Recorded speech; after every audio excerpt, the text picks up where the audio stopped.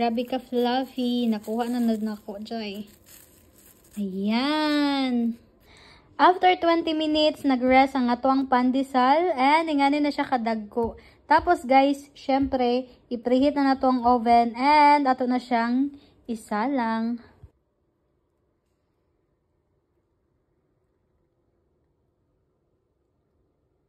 So guys, 15 minutes I think luto na nga tong pandesal kay brown naman siya. So ato siyang kuhaon. Hindi ko sure guys kung luto na siya pero we'll see. Wait lang.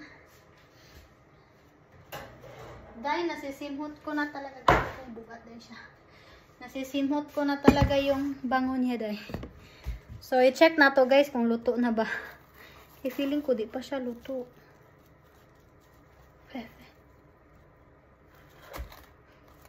Feeling ko luto na siya dahil. So guys, gibalik na ko siya kay feeling na ko di pa kay luto iyahang sulod arao. So gibalik na ko siya and let's wait for like 20 minutes. 5 minutes. Pandesal is done.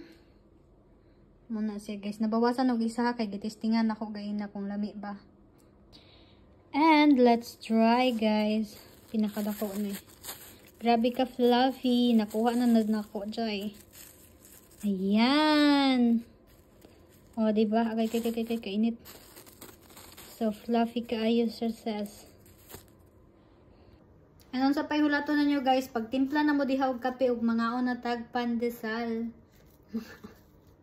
Lumi ko siya, guys. Oh, diba? Tanawa. Perfect. So, magbuhat na ko ani permente. Magsunod, guys. Magbuhat na ko ensaymada. Etc. Lisod kay siya pangitaon diri guys ang flour nga tama sa kuha na guys. Tama gud sa bread nga imuhang pagkahimuon. So karon guys kay nakita na nako ang right flour for pandesal for good dough. Lamig jud kay siya guys. Pandesal. Pilipinas pandesal good siya. Lamig kayo guys, mga unta. Grabe na pa, daghan pa kayo. Gusto ni Lucas i-try daw, pero niya abog na ni, pero sige lang. Patry na to sa ihaon niya and let's see kung ganahan ba siya ani na timplada. Bye. Red. So fluffy. Yeah, that's what I told you. Oh, that's good. You like it? You can have with filling too, with Nutella. Well. But for me, it's good. It's already good with that. Very good. How many left? Oh, 4 left. You're gonna take it tomorrow for what?